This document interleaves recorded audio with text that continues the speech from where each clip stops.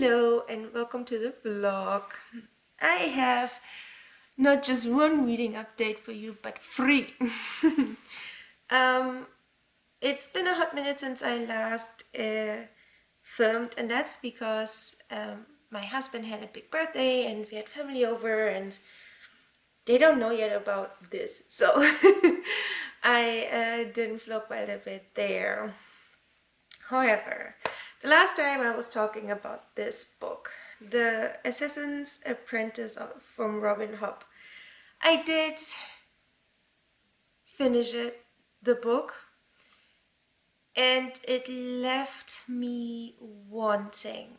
I already talked to you about how getting into the book in the first few chapters was a little bit tough due to the very flowery writing. I'm not saying it's bad. I'm not saying it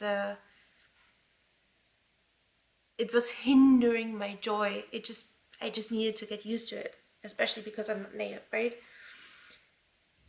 The book, you can clearly see the book is setting up the whole trilogy. There's a lot of world building and getting in depth character descriptions and the relationships between the characters, which doesn't happen a lot anymore in typical new releases in fantasy. I like it. However, I thought the end was a little lacking. Like I felt like there was more potential in the whole combination of all the things that were happening, and it didn't give me that. It didn't give me the spark. So I'm thinking, for me, this was a good book, but the wrong time. And maybe I'm waiting to read book 2 until like end of September, maybe. I don't know, but it gives me more like a autumn vibe instead of a summer vibe. Usually I really enjoy epic fantasy in the summer month, especially, and that sounds really stupid, but especially on the beach. But yeah,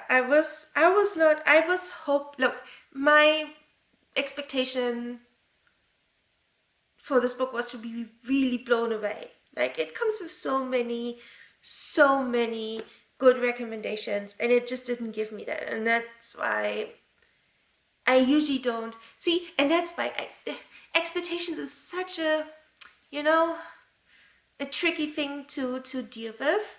That's why I never read the synopsis. I usually try to like go into a book blind, so I don't have any expectations, and then it can blow me away, right? But with that one, it came with so much praise. So maybe book 2. So my husband read the trilogy, and he said to definitely keep on reading because it gets so much better. So I will read book 2 definitely, but just not right now, if you know what I mean. So the next book I read in between is called The Book of Asriel. I don't know how to really pronounce that. From the author, now give me the name, Bernie Call. Look. So that book was a long one. It was a long one, and you basically follow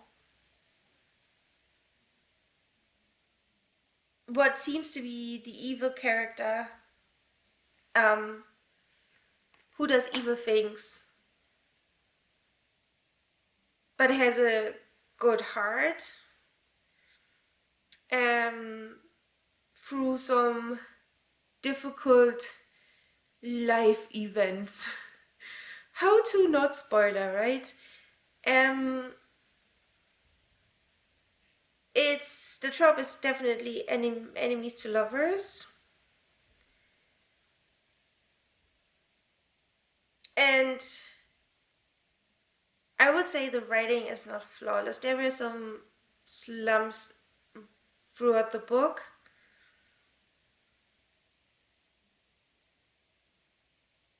In the end, is sort of. See, I'm not sure I'm gonna be reading book 2 of this one as well. While the book was fine, it was a fun read. It was entertaining. Um,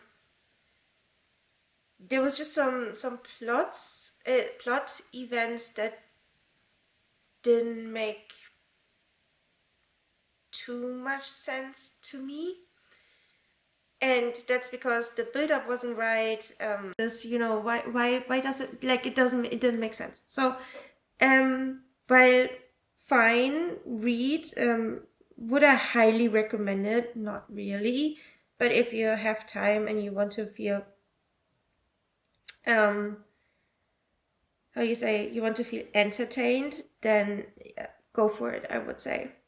Now, the next book I read, and I read this in like a few hours yesterday in like one go. I didn't even stop, is The Veiled Kingdom. Can you see that? Hopefully. The Veiled Kingdom by Renee. Sorry. So, The Veiled Kingdom.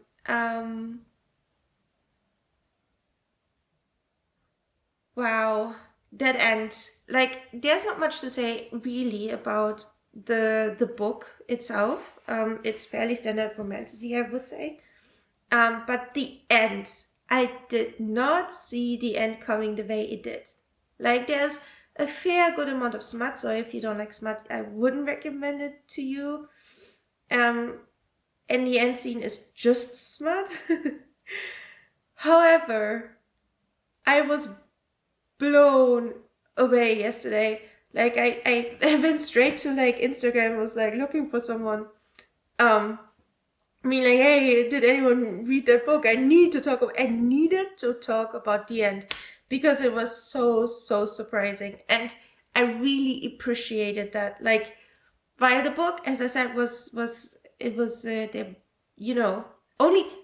only thing that I was like surprised, I was reading like the first few chapters, and only in chapter 4 or 5 it became clear that we are talking about a fae society, and it could have been a human. Like, they're interchangeable because the world building, while also the character descriptions were,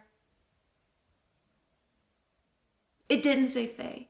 It did to me. It didn't. There was nothing that said fae.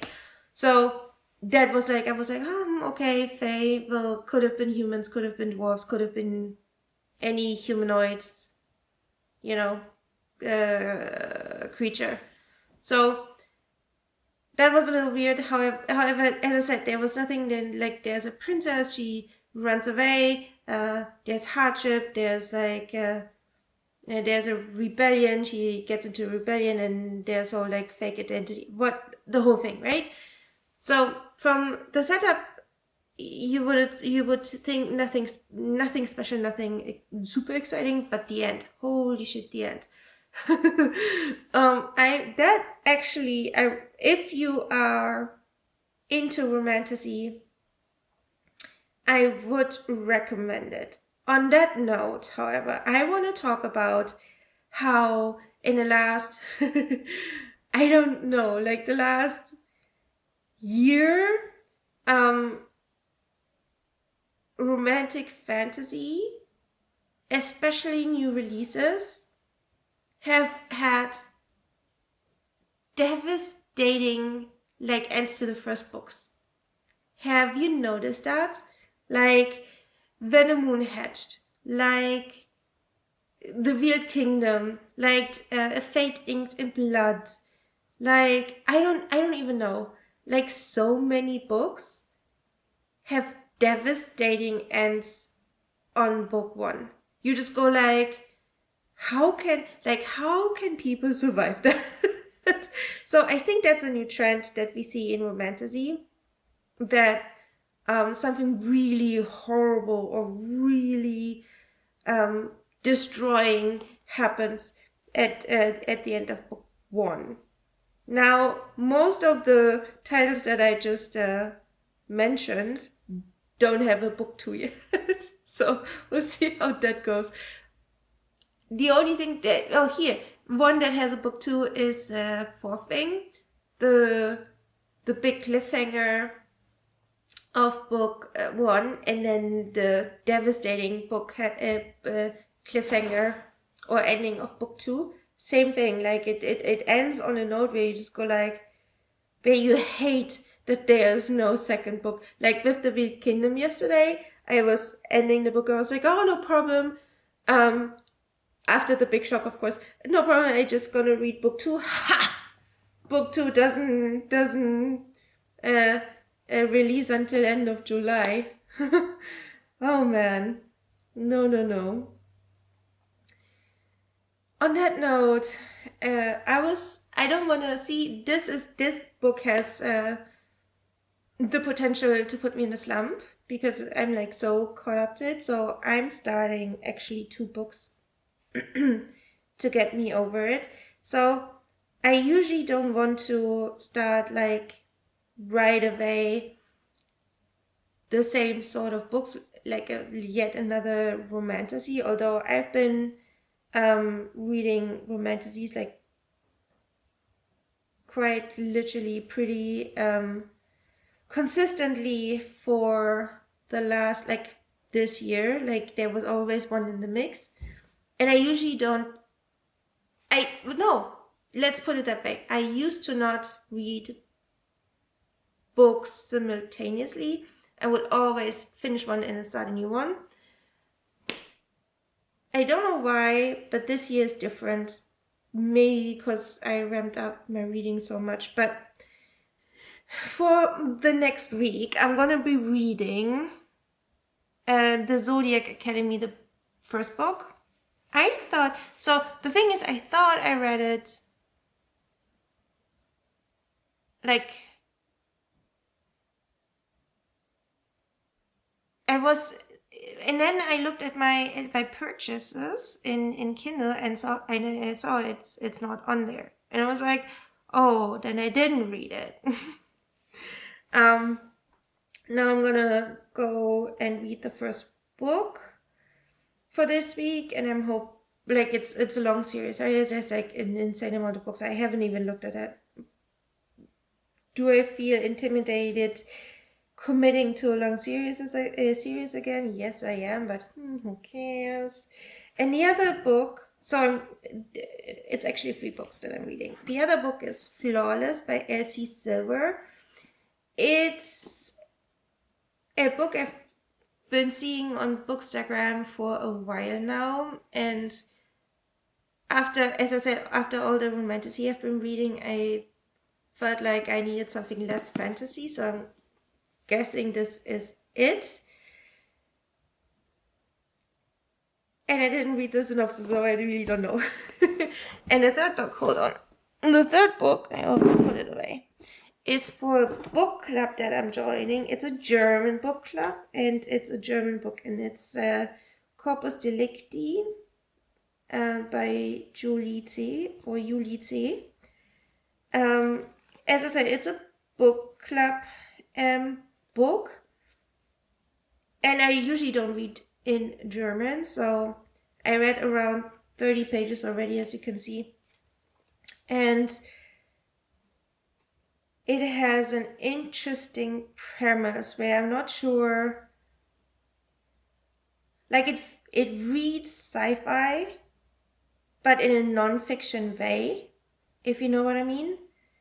So, and again, I didn't read the synopsis, I went in blind, so I was really surprised. I'll keep you updated on that as well.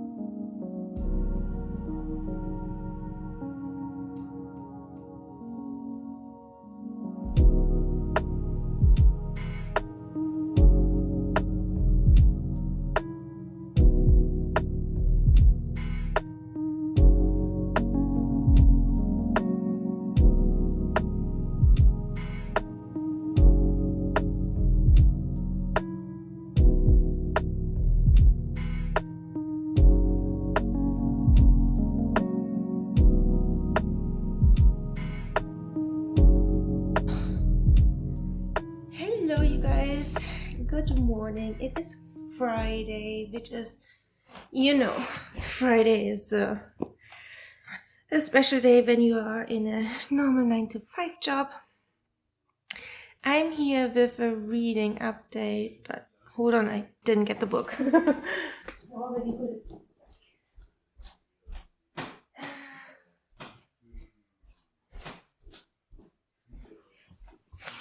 Okay, here we are. Flawless by Elsie Silver.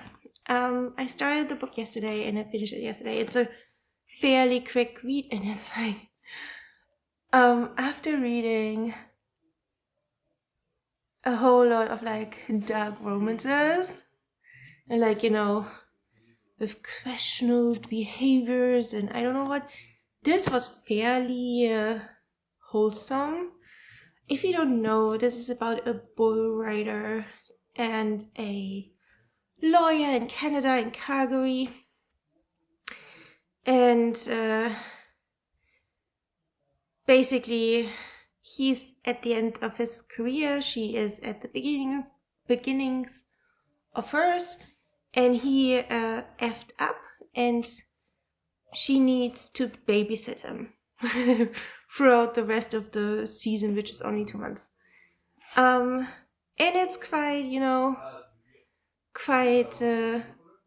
it's cute. It's a cute romance with ups and downs here and there, but there's communication, there's gentlemanly behavior, and a very, I want to say it's not found family per se because it's his family that she found, but like a, introduction to wholesome family life, I would say. So very, very cute. If you want a quick, if you want a quick, like, romantic read with smut here and there, then this is for you. And I think that's something for spring, summer, definitely. I loved all the references to the prairie around Calgary. That was quite nice. I really enjoyed that. Even though I'm not a ranch girl or a farm girl, I do like the descriptions of what you can see there. So, quite cute, quite nice. What kind of star rating would I give it, though? See, I think it's a 3.75, and 3.75 in my book is not bad. I rarely give 5 stars to reads, and that's not because I'm stingy, but because it needs to really knock my socks off. Like, truly, like, a book that really, like, has everything. Has completely everything. And I can't even remember when I gave my last 5 stars. And 5 stars, I feel like 5 stars is also very, very mood related. It's not like because this is really, really hard. It's because reading, for me at least, is a very emotional thing because there's like, I feel the things. Something might be a 5 star today, but might not be a 5 star in like 2 weeks time. Well, not that short, but like 6 months time. So yeah, this is just it. Yeah, cute. Can recommend. See, 3.75. I would recommend. So this is it. So the next book. So I finished it yesterday at like 10 p.m. and I didn't feel very, very tired per se. So I started when I'm in this in between. If I don't want to start something new, but I want to read something, that feeling when you just finished a book, but it's like already 10 p.m. So you don't want to start something that is new to you. I usually do like a quick reread of books that I really, really liked or that make me feel a certain way or remember put me in a certain mood, whatever. So that's what I did yesterday. I did another, I think, 100 pages on a book I've read like years and years and years ago, and I haven't picked it up lately. So because I'm doing that a lot, when I finish a book and it's not quite yet sleepy time, then I just go through my library on Kindle and just get one of the books that I enjoyed previously. And it doesn't mean I will read that book, by the way. It doesn't mean that I will continue reading that book. It's just for that in between time to have something to read. Yeah, so that's what I did. And I picked up since romance, since I stopped with romance, I picked up Dark Lover by J.R.R. Ward. It was one of my first like smut reads back in the day. Like, I don't even remember, like, I want to say 15 years ago I read it the first time. And the book is now, it has like so many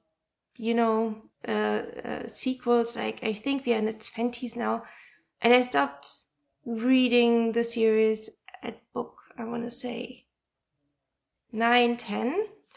Not because I just wanted to read something else. Like, she kept producing the same thing over and over, right? So, but yeah, the first book, Dark Lover, is just for me a very cozy read. I like it. For me, if I feel cozy, if I feel romantic and that kind of stuff, I pick up that book.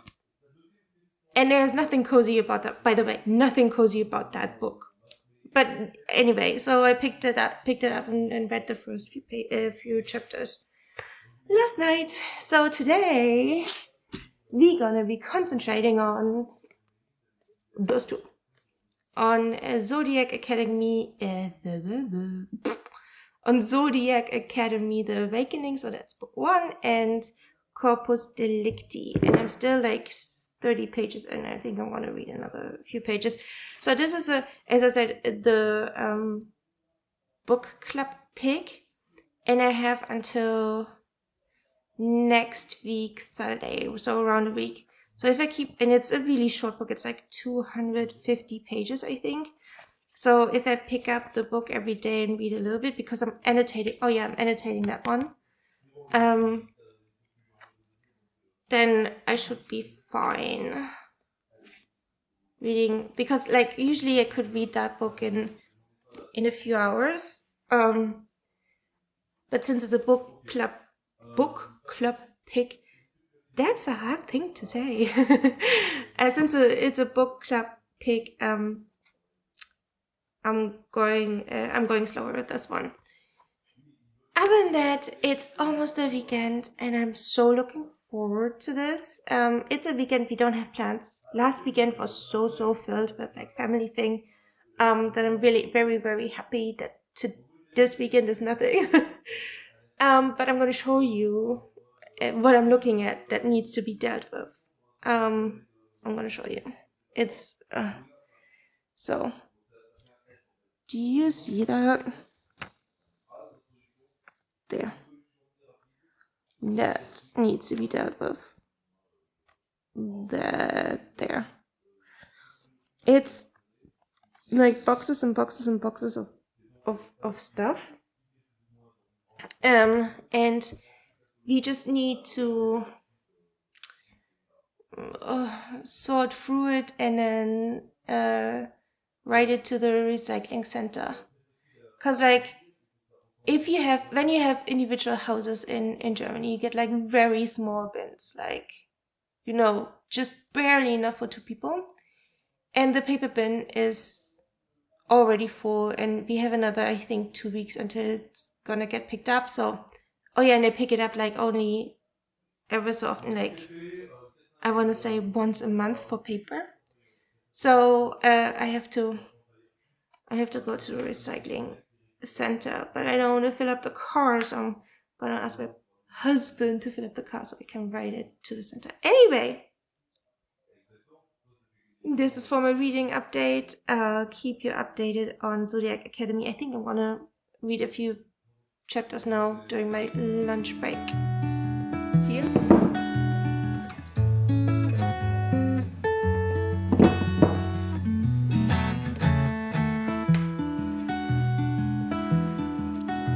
It's pizza night.